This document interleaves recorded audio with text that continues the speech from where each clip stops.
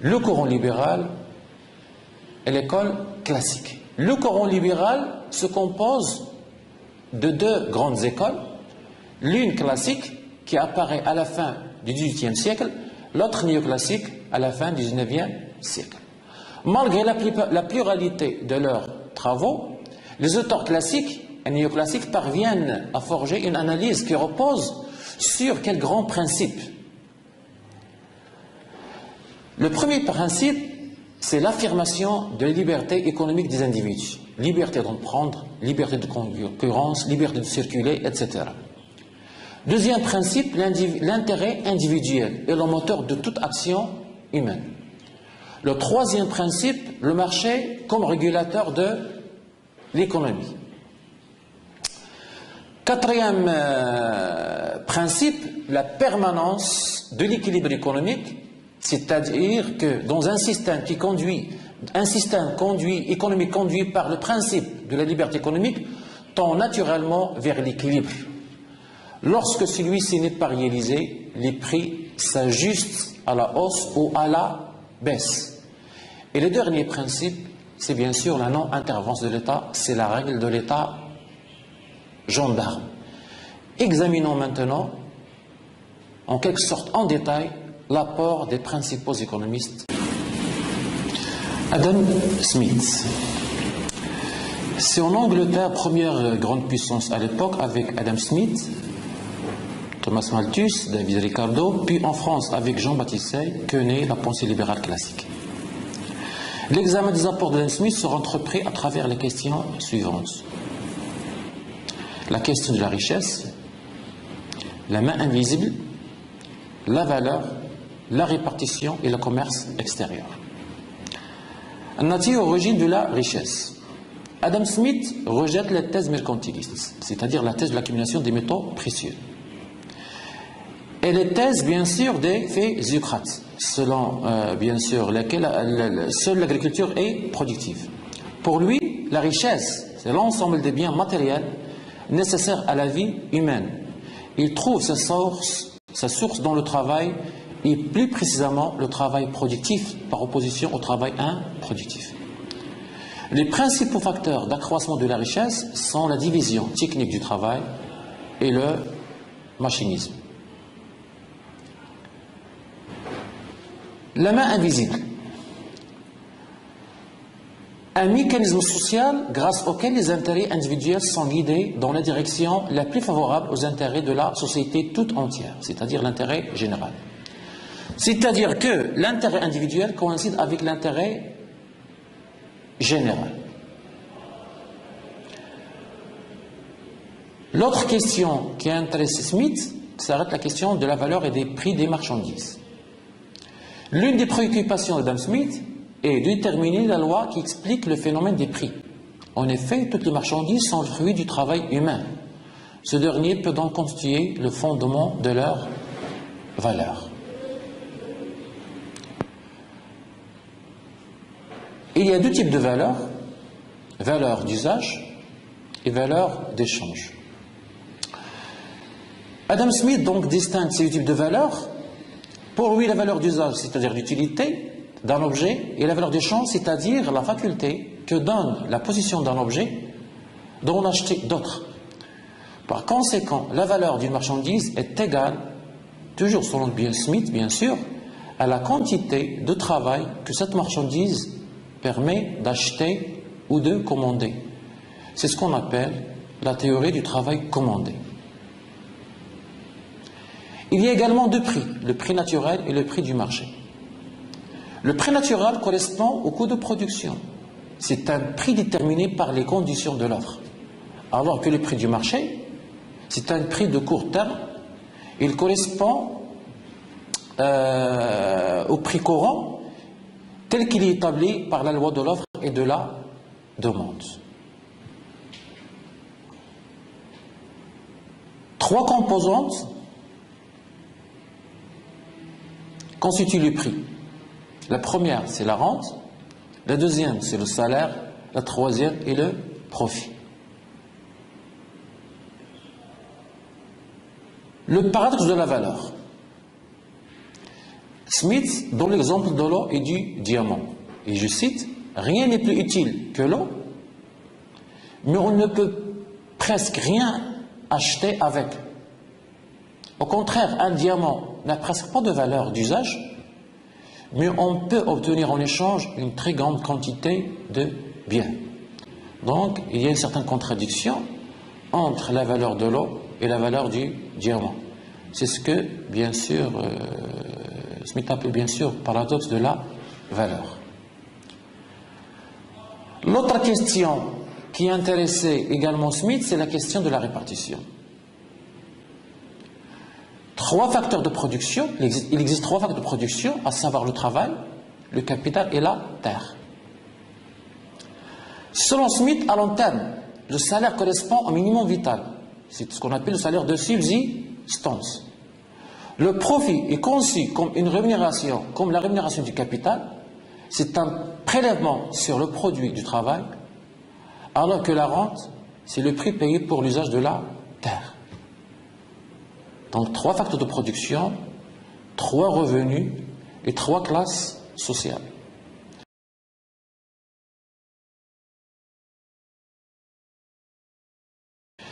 Le dernier point important chez Smith, c'est bien sûr les échanges extérieurs ou le commerce extérieur. Parmi les avantages du commerce extérieur, on trouve donc il permet de satisfaire les besoins de la demande intérieure. C'est également un facteur de croissance et de développement à partir du moment où les échanges se font conformément aux avantages absolus. C'est-à-dire, les échanges se font selon la loi de l'avantage absolu. C'est quoi cette loi de l'avantage absolu de Adam Smith? Selon Smith, chaque nation a intérêt à se spécialiser dans la production et l'exportation des biens pour lesquels il dispose d'un avantage absolu. C'est-à-dire que les coûts de production au niveau national sont inférieurs aux coûts de production dans le reste du monde. Donc, on peut voir ça clairement à travers le tableau. Donc, nous avons deux pays A et B, nous avons deux produits X et Y. Donc, les coûts sont mesurés en heures de travail. Donc, on voit clairement que la marchandise A, il coûte 10 heures dans le pays A. La marchandise X, il coûte 10 heures dans le pays A et 6 heures dans le pays B. Donc, le pays B, il a un avantage absolu. Il coûte moins cher dans le pays B. Y, c'est le contraire. Il est plus cher dans le pays B que dans le pays A. Donc, résultat, c'est que A, il a un avantage absolu dans la production et l'exportation de Y, et B, il a un avantage absolu dans la production et l'exportation de X. Quelles sont les limites de la théorie des avantages absolus? Rapidement, il y a deux limites. Donc, il est aléatoire, car dans le cas de pays, un pays absolument avantagé et l'autre absolument désavantagé. Donc il suffit de voir le tableau suivant. Le pays désavantagé ne peut rien exporter pour payer les importations. Donc on voit clairement que le PIB il est doublement désavantagé. Donc il y a blocage. Donc il n'y aurait pas de commerce extérieur. Par contre, le pays A, il est doublement avantagé, mais également il est bloqué parce qu'il ne peut rien exporter, il ne peut rien importer, parce que donc il y a un blocage dans le cas de deux pays. La solution, bien sûr, c'est quoi la solution? La solution, on la trouve bien sûr dans les écrits ou dans les explications données qui vont être données par David Ricardo, le deuxième grand économiste de l'école classique. Sa principale œuvre, c'est bien sûr des principes de l'économie politique et de l'impôt, publié en 1817. Trois questions l'ont préoccupé: la théorie de la valeur, la théorie de la répartition et de la rente différentielle, et surtout la théorie du commerce international, et plus particulièrement la loi des avantages comparatifs. Commençons par la théorie de la valeur. Il s'agit plus exactement de la théorie de la valeur travail. C'est-à-dire que pour Ricardo, c'est le travail qui mesure la valeur. Une marchandise a deux valeurs, une valeur d'usage et une valeur d'échange. Ou un bien d'une manière générale a deux valeurs, une valeur d'usage et une valeur d'échange. Un bien doit avoir une valeur d'usage, c'est-à-dire une utilité, pour posséder une valeur d'échange. Donc l'utilité, c'est une condition nécessaire pour qu'un produit puisse avoir une valeur d'échange. Il y a également deux types de biens, biens reproductibles et biens non reproductibles. Ricardo introduit une distinction entre les biens reproductibles, c'est ce qu'on appelle en économie la marchandise ou les marchandises, dont la valeur dépend du travail, et les biens non reproductibles, dont la valeur dépend de la rareté. La valeur dépend du travail, c'est uniquement dans le cas de la marchandise. Pour Ricardo, toutes les marchandises sont le produit du travail. Toutes les marchandises sont le produit du travail. Et n'auraient aucune valeur sans le travail dépensé à les produire. La valeur d'échange d'une marchandise est déterminée donc par la quantité de travail nécessaire à sa production, ou en d'autres termes, la valeur d'une marchandise est déterminée par la quantité de travail incorporée dans la production de cette même marchandise. En d'autres termes, ou plus précisément, la valeur d'échange d'une marchandise est mesurée par la quantité de travail direct et indirect nécessaire à sa production. Deuxième thème qui a préoccupé David Ricardo, bien sûr, c'est le thème de la répartition des revenus. David Ricardo reprend la distinction faite par Adam Smith entre, bien sûr, trois catégories de revenus. Le salaire, prix du travail, la rente, prix payé par les fermiers aux propriétaires, et le profit, le revenu des capitalistes. Le salaire dépend des prix de subsistance et des objets nécessaires à l'entretien de la classe ouvrière, c'est-à-dire de l'ouvrier et de sa famille. La rente est le prix payé par les paysans, par les fermiers, aux propriétaires fonciers, en contrepartie de l'utilisation de la terre. Mais ce qui est important chez Ricardo, à la différence de Smith, c'est la notion de rente différentielle. C'est une rente spécifique. L'existence de la rente différentielle tient aux différences dans les qualités des terres. C'est ce que Ricardo appelle la théorie de la rente différentielle. Nous allons voir ça, bien sûr. Donc il est possible de l'expliquer à travers le tableau suivant. Mais d'abord, le profit est considéré comme un résidu, c'est-à-dire le revenu capitaliste. C'est ce qui reste après le paiement des salaires et de la rente.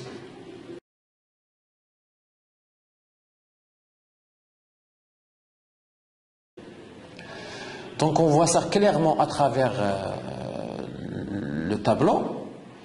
Donc un tableau qui résume la rente différentielle chez Ricardo, avec trois catégories de terres, la terre 1, la terre 2 et la terre 3, de qualités différentes, de fertilité différentes, avec donc des rendements différents, 40 pour la première terre, 30 pour la deuxième, 20 pour la troisième, parce que la première terre est plus fertile que la deuxième, et la deuxième plus fertile que la troisième. La troisième terre, dans ce cas-là, est appelée terre marginale.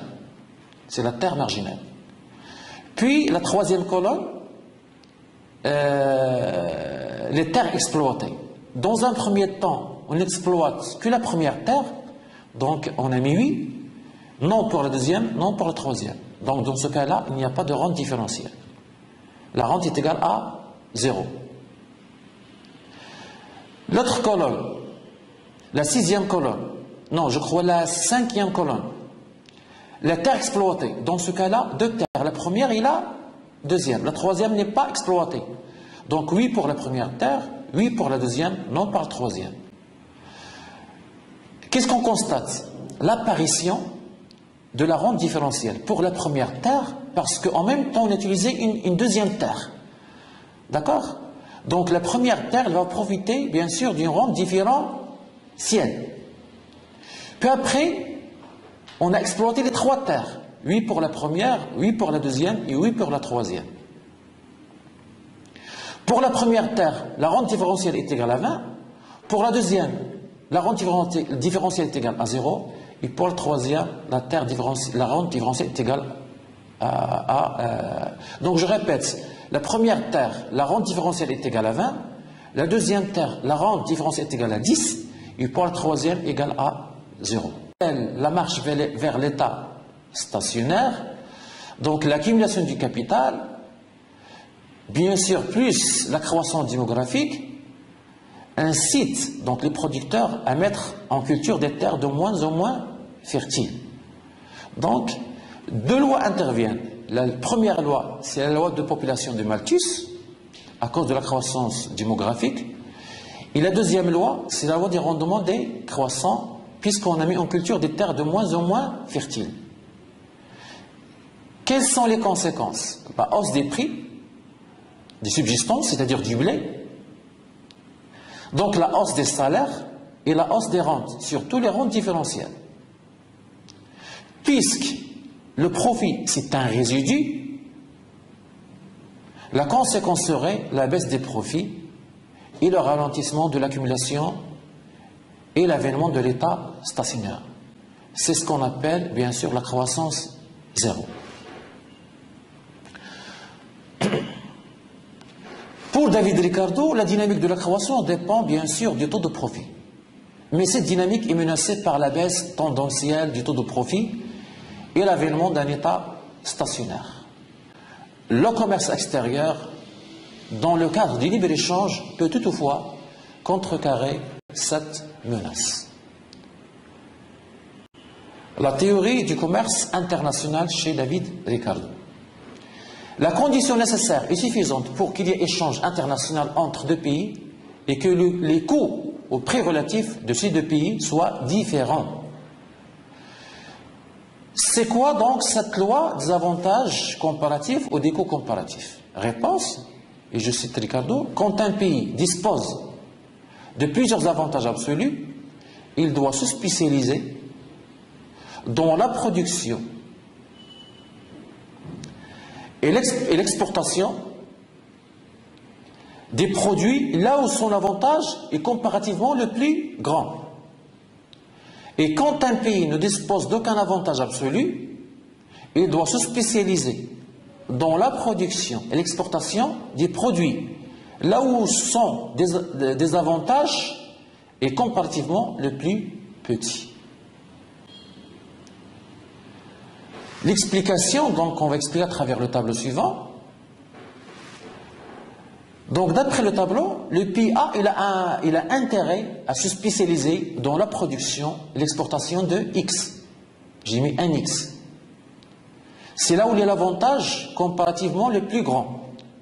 Et le pays B, il a intérêt à se spécialiser dans la production et l'exportation du Y.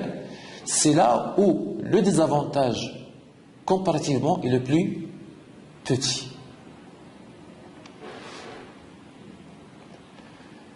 Troisième économiste important de l'école classique, c'est bien sûr l'économiste classique de l'école française, Jean-Baptiste Say, célèbre par sa loi des débouchés. De ces analyses, on retiendra notamment 2 théories, la théorie de la valeur et la théorie ou la loi des débouchés. Donc je vais essayer d'être un peu plus bref. La théorie de la valeur chez Say, donc pour Say, généralement, la richesse, c'est une création d'utilité. L'auteur insiste surtout sur l'importance de l'utilité comme déterminant de la valeur. Il n'y a véritablement production de richesse que là où il y a création ou augmentation d'utilité. Donc pour Jean-Baptiste Say, la richesse, c'est une création d'utilité, et c'est l'utilité qui est la source de la création de bien sûr, de la mesure de la valeur. Contrairement à Smith et contrairement à Ricardo, selon lesquels, bien sûr, C'est le travail, bien sûr, qui explique ou qui mesure la valeur des marchandises. Deuxième point important chez Say,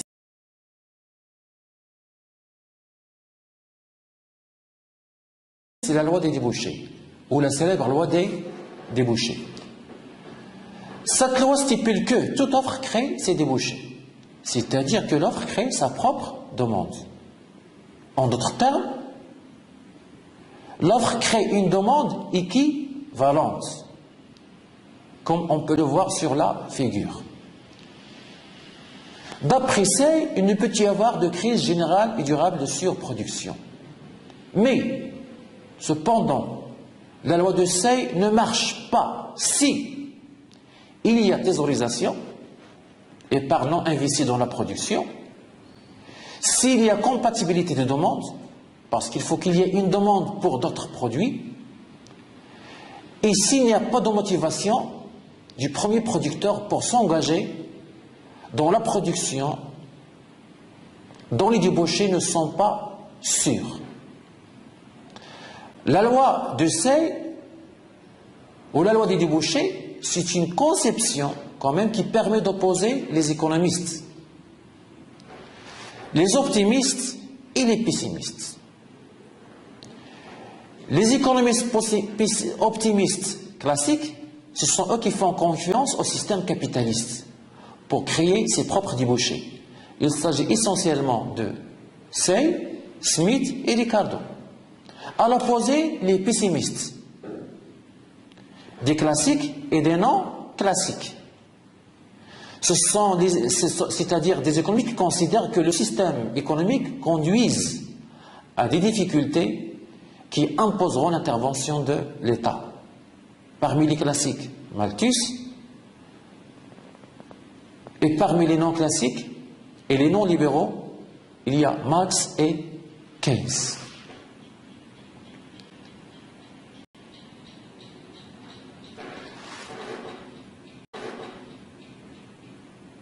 On passe maintenant pour voir, pour examiner rapidement l'apport de Robert, un grand économiste classique également, Thomas Robert Malthus. Malthus est profondément attaché au capitalisme, mais sa vision du capitalisme est pessimiste. Nous l'avons déjà expliqué, parce qu'il croit à une crise de surproduction. De ces nombreuses contributions, on peut retenir la demande effective, la loi de population et les lois sur le pauvre.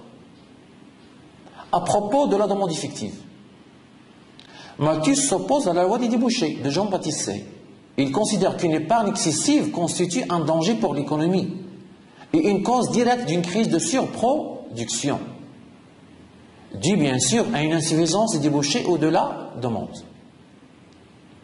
Concernant la loi de population, d'après Malthus, la population s'accroît selon une progression géométrique, alors que les subsistances ne s'accroissent que selon une progression arithmétique.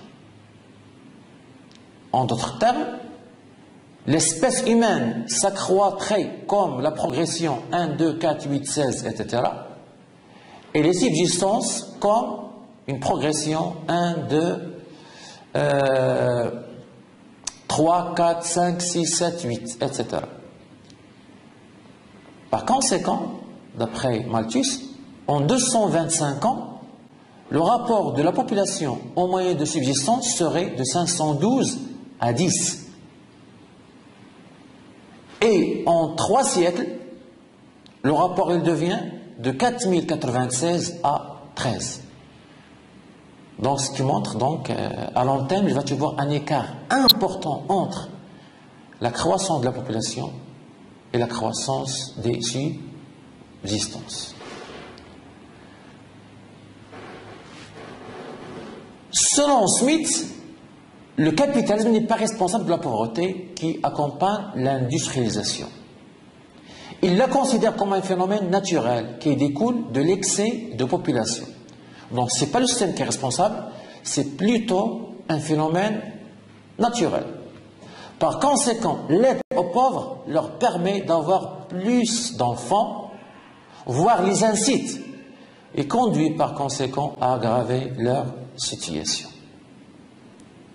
Généralement, Malthus oppose la capacité de reproduction biologique des populations aux obstacles qui limitent cette capacité. Parmi ces obstacles, on trouve bien sûr les obstacles préventifs, ce qu'on appelle la contrainte morale, tels que les entraves au mariage précoce, le célibat définitif, et les obstacles destructifs, comme les guerres, la misère ou la mortalité infantile. Malthus parle également, comme obstacle, de la limitation de l'offre de moyens de subsistance associée à la théorie ou à la loi des rendements décroissants en agriculture.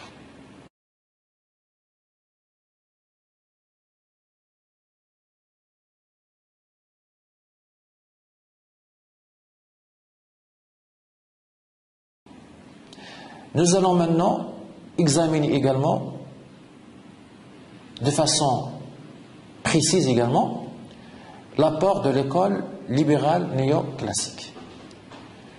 L'école néoclassique, née de la révolution marginaliste dans les années 1870, il devient la principale école de pensée jusqu'à la crise de 1929 et l'avènement du keynésianisme. Il redevient dominante après la crise des années 1970. Bien qu'il soit un prolongement de la pensée classique, défenseur du libéralisme économique, l'école néoclassique marque une rupture dans l'évolution de la théorie économique. La science économique devient la science de la rareté et de l'allocation des ressources rares. D'abord, quels sont les principaux auteurs néoclassiques? Donc, parmi les grands économistes néoclassiques, on cite bien sûr le nom de Léon Walras, l'auteur d'une œuvre qui s'intitule Éléments d'économie politique pure.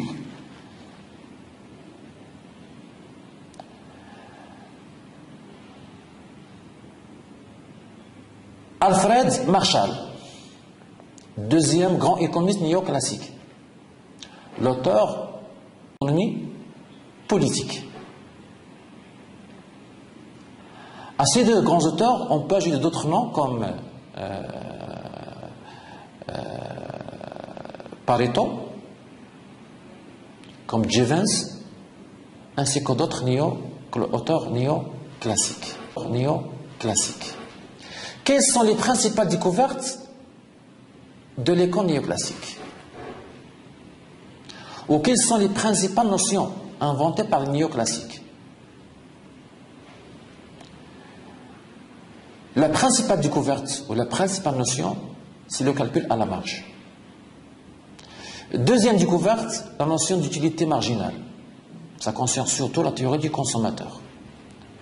Troisième découverte, troisième notion, celle de productivité marginale. Ça concerne la théorie du producteur.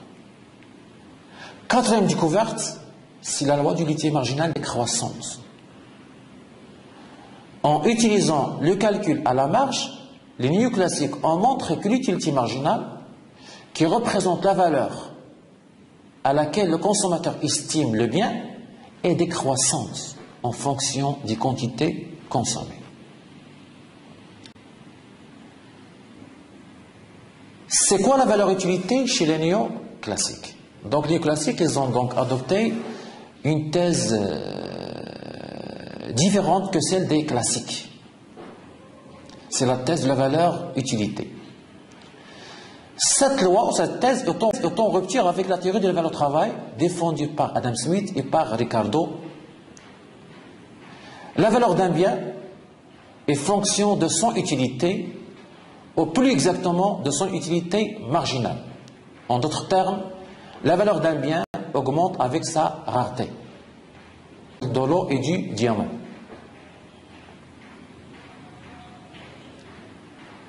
Le modèle du marché est l'équilibre partiel et l'équilibre général. La représentation de la pensée néoclassique passe par le modèle d'une économie de marché. Ce dernier est le lieu de rencontre entre l'offre et la demande qui réagissent en fonction du prix. L'équilibre partiel, c'est-à-dire l'équilibre sur un seul marché, cher à Alfred Marshall, est souvent opposé à l'équilibre général dont la paternité revient à Léon Walras. C'est un équilibre simultané sur tous les marchés. C'est-à-dire que si on laisse librement fonctionner les marchés, on arriverait à un équilibre, d'où le terme d'équilibre général. Le marché. Les néoclassiques, ils ont donc à l'institution marché, et plus particulièrement au marché de concurrence pure et parfaite. Le marché de concurrence pure et parfaite est le modèle de référence du système des marchés, et ce sont les mécanismes de prix qui assurent l'équilibre sur tout le marché des biens, le marché des services et le marché des facteurs de production.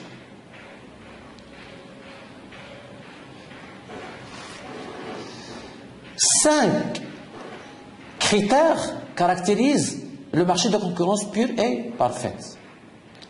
Le critère de l'atomicité de l'offre et de la demande, aucun agent ne peut agir sur le marché. Le critère de l'homogénéité des produits, les produits sont standards. Le critère de libre entrée et sortie, c'est-à-dire que l'absence de barrière à l'entrée et à la sortie. Le critère de la parfaite transparence de l'information, l'information est disponible à tout le monde. Et le dernier critère, la parfaite mobilité des facteurs de production.